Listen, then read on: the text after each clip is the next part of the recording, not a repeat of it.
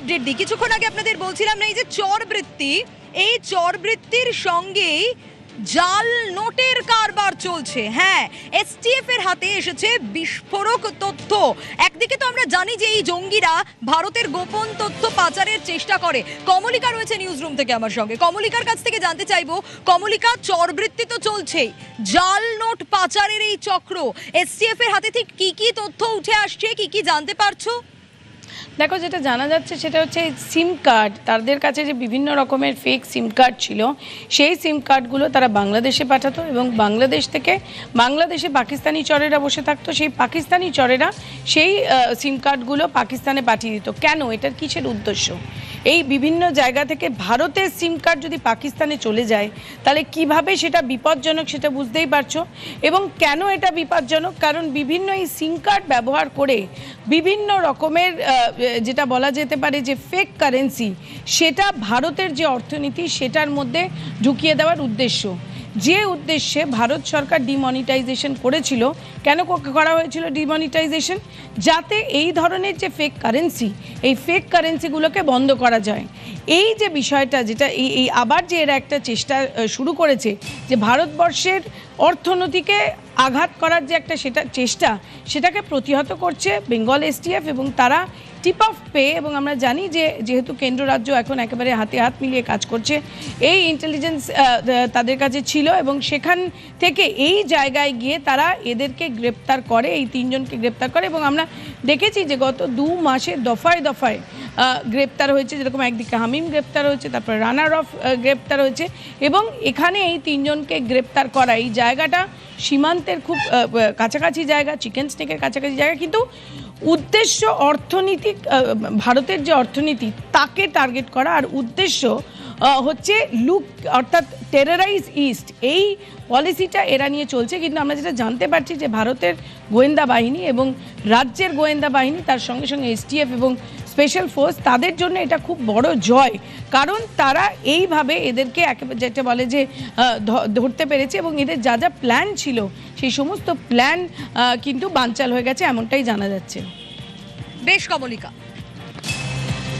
এই যে কমলিকাও যে সিম পাচারের তথ্য দিচ্ছিল, এসটিএফ এর হাতে যে বিস্ফোরক তথ্য উঠে এসছে, আপনাদের জানিয়ে রাখি ভারত থেকে পাকিস্তানে সিম পাচার হয়ে যেত। হ্যাঁ, বাংলাদেশে থাকা যেসব পাক এজেন্টরা ভারতের সিম বিক্রি হতো তাদের কাছে, আর সেই সিমই কি ঘুরপথে পাকিস্তানে চলে যেত। কিভাবে চক্রটা কাজ করত, রনক রয়েছে আমার সঙ্গে।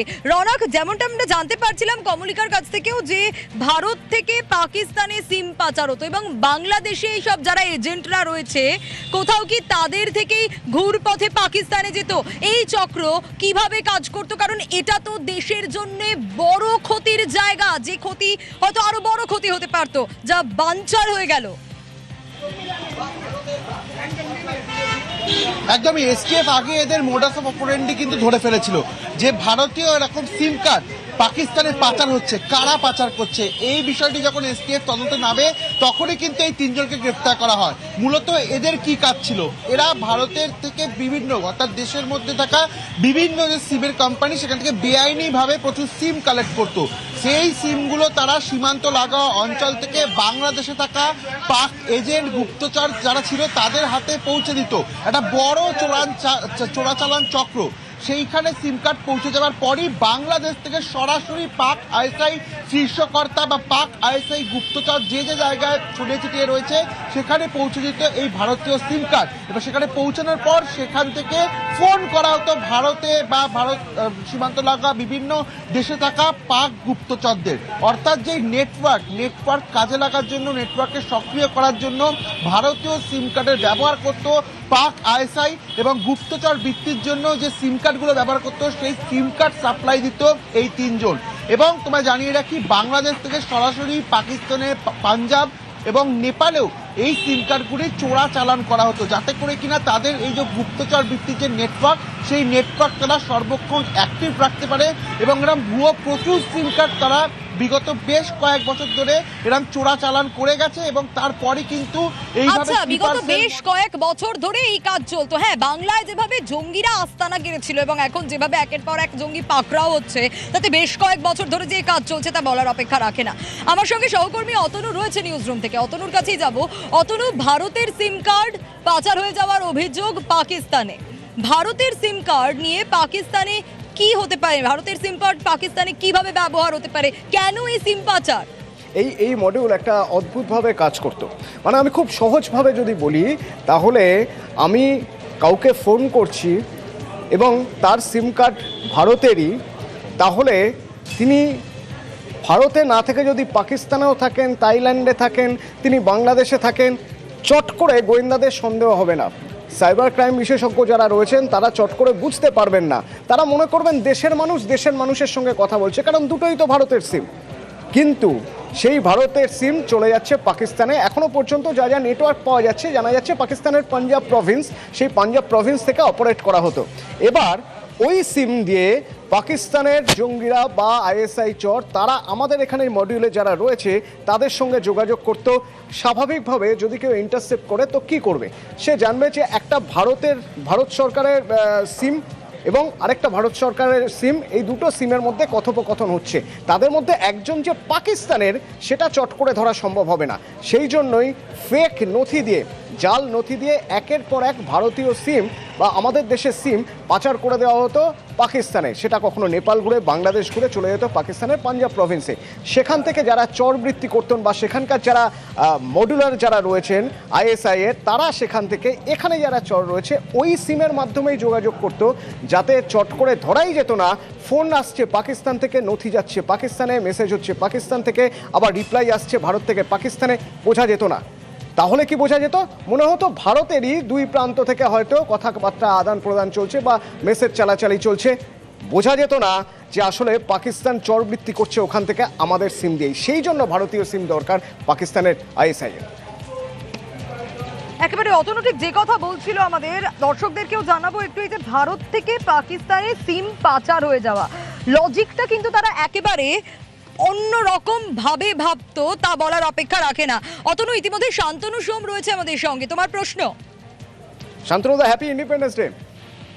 Happy independence day to you two.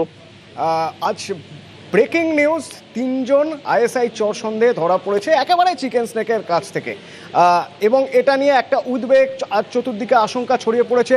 আমার মনে হয় এটা সাফল্য যে এতদিন ধরে ঘাঁটি গেড়ে বসে থাকাদের আজ এই স্বাধীনতা দিবসের দিনেই আমরা সুখবর পেলাম যে অন্তত 3 জনকে ন্যাপডাউন করা সম্ভব হয়েছে, 3 জনকে ধরা সম্ভব হয়েছে। আপনার কি মনে হয়?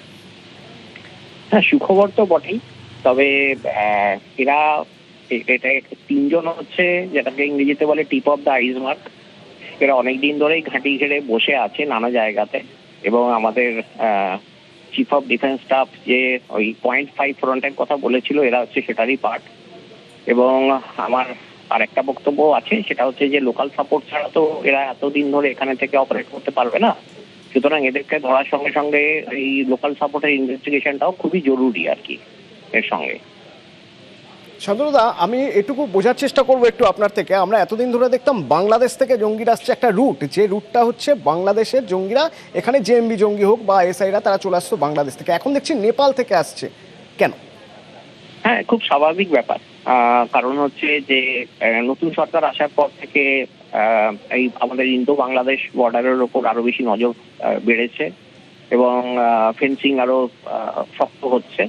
সুতরাং এই অবস্থাতে যেটা হচ্ছে সেটা হচ্ছে আমাদের আইএসআই এর নজর গিয়ে পড়েছে ইন্দো নেপাল বর্ডারের ওপরে, কারণ আমাদের ফ্রেন্ডশিপ ট্রিটি অনুযায়ী ইন্দো নেপাল বর্ডার যথেষ্ট ওপেন এবং উন্মুক্ত বর্ডার, এবং আসা যাওয়া করাটা খুব একটা শক্ত নয় আর কি। ওই একটু একটা আইডি কার্ড দেখালো বা অনেক সময় সেটাও দেখানোর প্রয়োজন পড়ে না, সেই হিসেবে যাতায়াত চলে।